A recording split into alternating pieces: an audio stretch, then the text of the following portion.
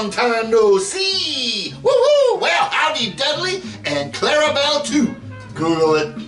Big banger today, because after over 2 yarn, we have hit the big 50 episodes, baby! Yeah, wow, I'm so amazing. That's another one. Peanut gallery galore here. Whoa. I like that cardite smell. Woo-hoo. Okay, well, enough of that shenanigans. There's another one. Late arrival there. So, here we go with number 50 of the Return to the Perfumed Gardens with me, Rik Strange, the one and only. Yeah, because there's another guy on YouTube or the internet, and his name is R-I-C-K, and that's kind of a weird site. I mean, not that this one isn't a little unusual, but that one, yeah. Okay, so anyway, good luck for him and better luck for me. Oh, a little verklempt there. So, we've come a long ways from that stuffed shirt that was sitting in that red chair in episode 1 all them years ago.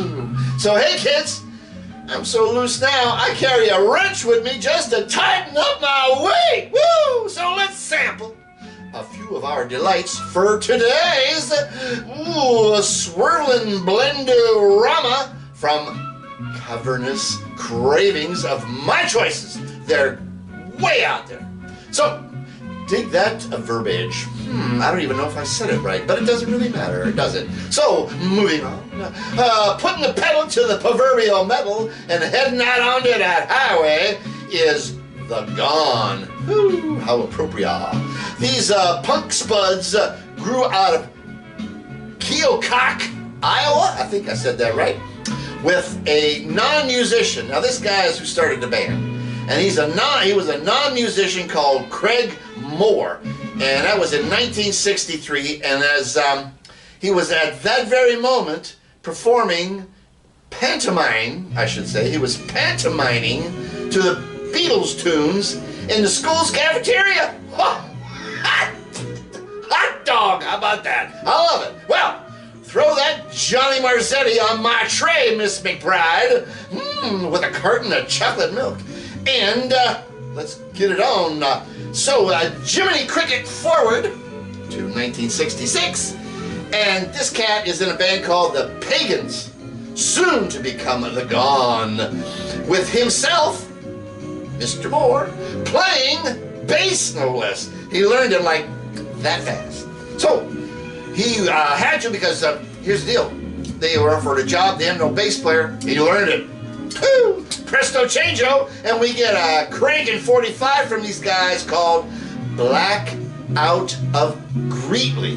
I don't know, don't ask me. Anyway, I'm gonna grind the grooves for the sensory overload you're about to partake of on the dance floor now.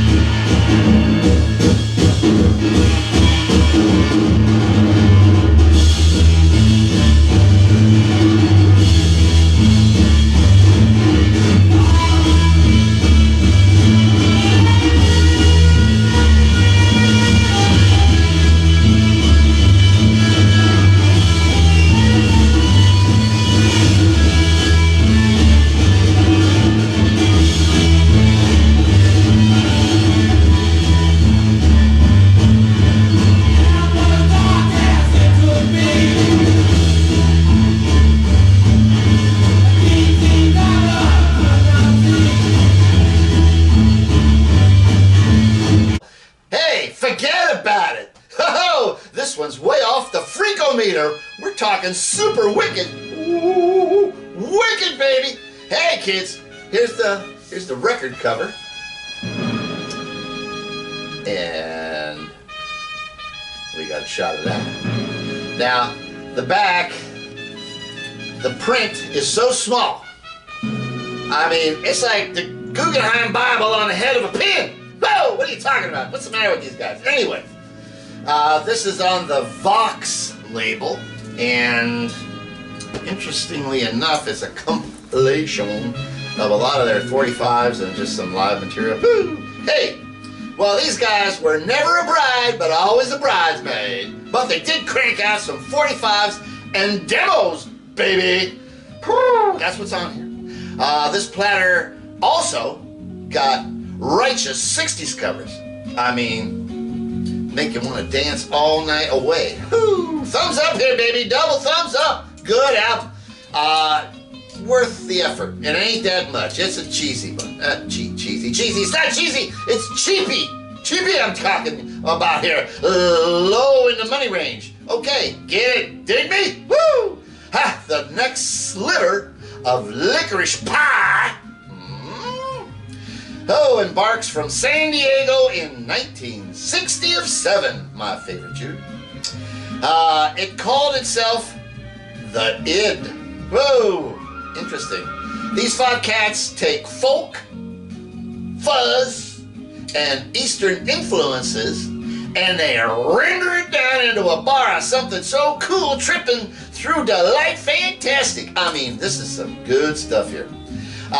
They put out 2 45s, and both of them are on this RCA release from that period, 1967. And now, I shall rip this joint with a tuner called, affectionately, it was called, I might say, Boil the Kettle, Mother, right? Try and not get too close to the stove, because this one's just gonna maybe burn your britches, baby.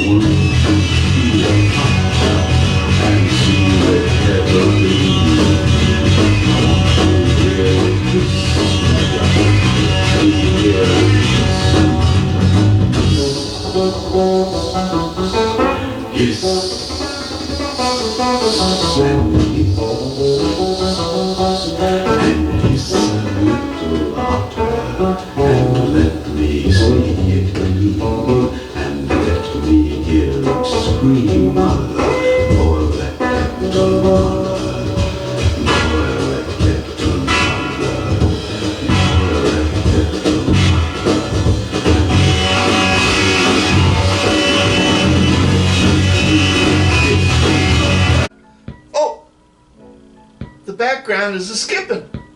Maybe it'll change. I don't know. I'm gonna stay on camera a minute. Let me go and kick the arm over. Oh, that did it. Oh, we'll have to work on the editing. Yeah, maybe we won't. Wow. How about them vocals, man? They are pretty quirky, baby. Woo, and I mean quirky. Oh, let's look at the record label here, or the record first, and then I'll tell you about the label. That's the front. And the back here with the crooners and the players all together on park bench in the woods. Hopefully no bear will come up. Anyway, there's some nice fuzzy stuff on that cut, and this album in general, with a, you know, it's got a garagey thingy creeping out of those speakers too, you know, it's there, it's all there. I found this disc to be, to my liking, you know. sometimes a little self-indulgent, maybe? Have I been down that road? Maybe so. Like maybe now, maybe not. Who knows? Like, you know, like this cut that they do, and it's a major opus on this record, and it is called The Id. And, you know, or no, it's called The Inner Sound of the Id, which is self-explanatory. 67. Too much of woo woo woo happening, baby. But anyway, it was cool stuff. Oh, but so what? Who wasn't getting twisted in 67? You know, you gotta go with the flow, Joe. I'd say get it. I liked it. I'd say on a whole, it's definitely a killer LP. RCA label here, folks. This is my original that I purchased in today. It's got the doggy in looking at a record player there. It's cool stuff. Oh, baby. Woohoo! So, let's see now. We're going to talk about somebody that really doesn't need a whole lot of introduction, man. And I've been seeing a lot of, you know, yous out there in vinyl land popping up with these cats as of lately. So, here's my 3 cents worth of opinions about a band called Hot Tuna. Woo! Now, this 73 Monster Mash is called, if I can get it out correctly, The Phosphorescent Rat. Woo! Now that LP does the trick for yours truly here. And we're not going to talk about it anymore right now. We're just going to get the cut, which rattles my molars, and it's called Easy Now. So, just crank it up, fish-o baby.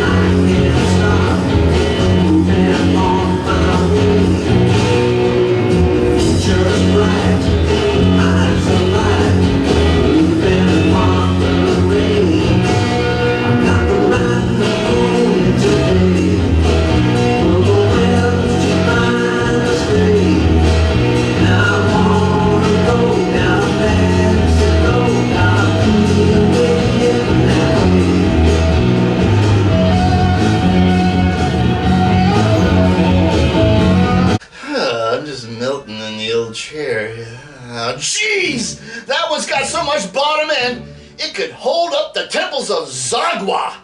Man, I've been there, and that's a big place. Anyway, your captain here has seen them both.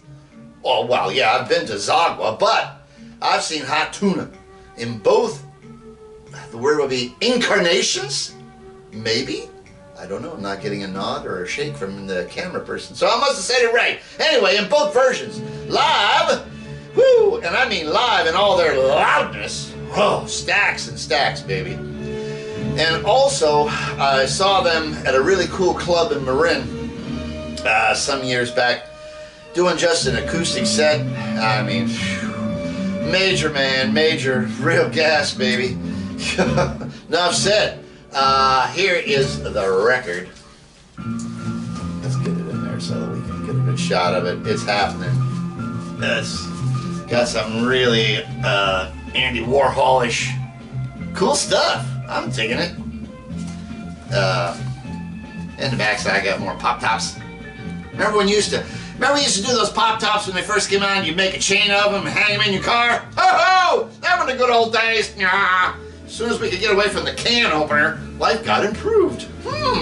then, well, we won't go any farther than that. I'm drifting, woohoo. Anyway, I'd say all those cats out there that have been talking about the tuner, you really need to get that one. That one is a milestone in their career. I mean, whoo! You got to put this ingredient in your soup as soon as possible. Woo! So, coagulating next in the refrigerator is a piece backup band. It was a 3-piece. No, 4. Oh, it was a 4-piece backup band for an American soul singer back in '66. That was her name. Let's get that first. Was P.P. Arnold, and she's cool, man. You get a chance, check her out. She's happening. She's really happening. Anyway, Andrew Loog Oldham, and everybody knows that cat dealing with the Rolling Stones in the early days. He was trying to get her to happen, and was breaking her all over Europe, and he put these guys up to the task of being their backup band. Anyway, long story short, they would hang around for a while, but then they would leave that behind in '67, and they would then go on to create the bridge that's over the crevasse between rock and prog. Woo! 3 years later, it would happen. This band is called, well, that's when it would all happen. But in '67, they changed their name to The Nice, and they were from foggy old London town. Woo! They were comprised of Lee Jackson, Ian Haig, David O'Lisk played guitar, and the Ivory Tinkler himself was Mr. Keith Emerson. Let's go a little bit deeper here. But they were more of a British Booker T and the MGs prior to them leaving Miss Arnold and going on her own. And, but that whole thing had got crazy, and they dumped it. And they also dumped Mr. Haig and got Brian Davidson. And that is what coagulated into the final version, well, the final original version of The Nice. That formula led to that formula. The mouth is having problems. I guess maybe too much caffeine again today, folks. I'm sorry. I was hogging the pot down this morning. Anyway, they formulated a really good following, a strong following in England with their excitable live shows, and they were excitable, where usually ended with Mr. Emerson throwing knives at his B3 organ and then dumping the whole thing onto the floor while he's still playing it. Shades of the Move, who would smash TVs and cars on stage. That was a crazy time, man. Crazy, crazy time. But that's for another day to talk about the Move. Woo! So, just jumping into that pit, I'm going to be bringing on a smasher psych tune called Flower King of Flies. Well, ya blokes, let's just get the psych on right now. On the cloud by saffron line, the flower king of flies, and the children all in white have gathered here tonight.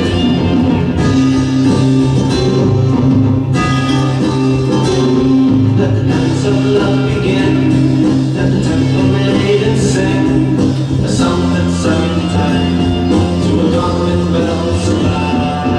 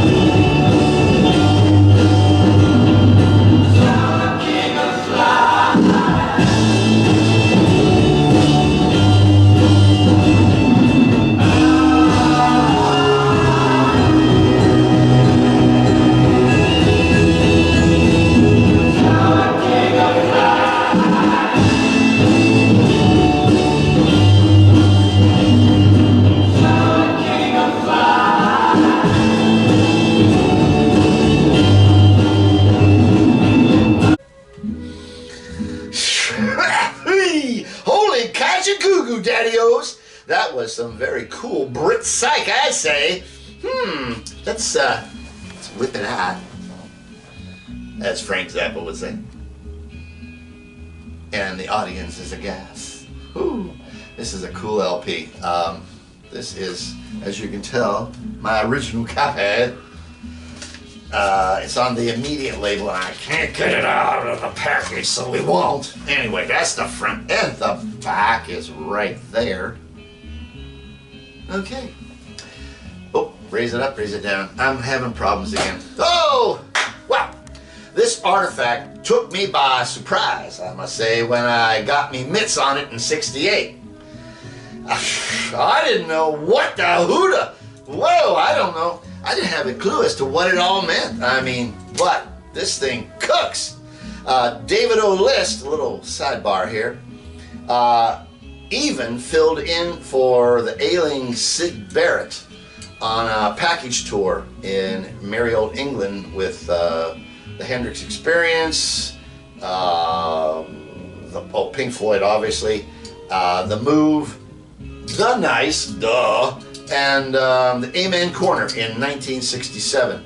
I'm not quite sure if it was before or after Monterey. You're going to have to fact check me on that one, or I could figure it out later on. I'll Google it.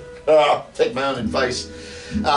David O. List, although a fine guitar player, he decided he'd had enough because Emerson had put together a tune called America, and he decided that that's not where I want to be going. So, but the three of them moved into a more homogenized crew, and they blew out the doors with that classic rock thingy, you know. Keith eventually left in 1970, and well, the rest is Prague history, so I don't even have to go there. It's another good one. I'd say buy it. Some years ago, actually many years ago, it was just a big old cutout, so that you could find copies of it for practically zero. But now try to find a decent copy, an original. I know it's been reissued, I'm pretty sure, a bunch of times, so there's always that. Good luck. Good one though, real good one. So, my little chilly asteroid chasers, Muwa has saved the toppermost of the uppermost for last. We're talking about some massive smash, crash, garage, man, woo! This fully funky, shenali, freaky band came out from Fresno, California, a little south of here, in 1966. Duh, like where else? The more remote, the better. Oh, these boys know how to rock it that way down there. I'm telling you, believe me, they can do it.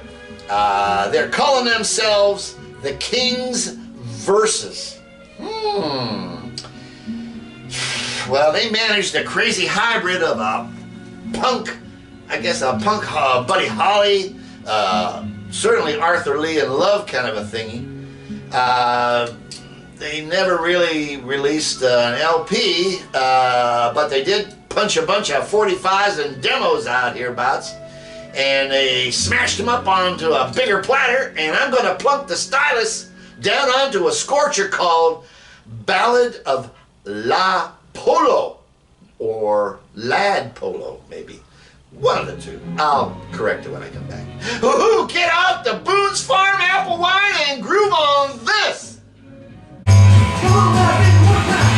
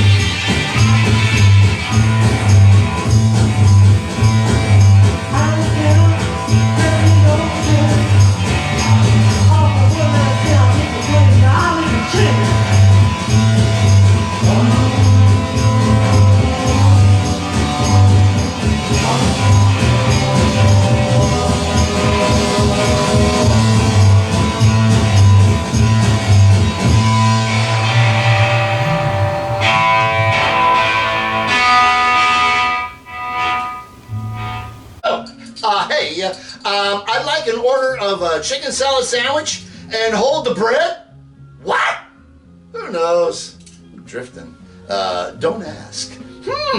Well, love those fuzzy interludes on that tuner. Here's the record itself in my presence.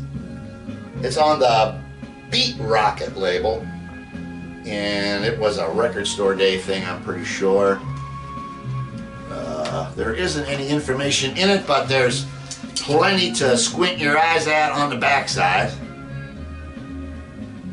Okay. All this combobulation that they did, it happened after they moved to Trippy LA in '66. On one of their gigs, they got seen by Paul Rothchild. Yeah, that one, from Elektra Records, and he got them gigs opening for the Doors. Wow, how far is that? But you know, doing gigs locally for the Doors, and then they they offered him a contract. Didn't seem to work out, but they played tons of gigs, and they did. There was 2 love-ins that I know of down in LA. One was in Griffith Park, and that's where MacArthur's kind of a park thing comes from. Anyway, who cares? And then the other one was at the Elysium Park. Heck, they even got a spot. They got a spot on a TV show where they lip sync, and the show was called Groovin' on the Beach. Yowza! Google that one. That was cool. Man, they were hot. These guys were super hot. But a bad run-in with the LA Musicians Union, you know. Here we go. And the clubs on the Sunset Strip got them banned. So sad. Too bad. Well, at least we got that screaming artifact. So I'm gonna serve you up a live one from '66 called Lights. It will turn you inside and out.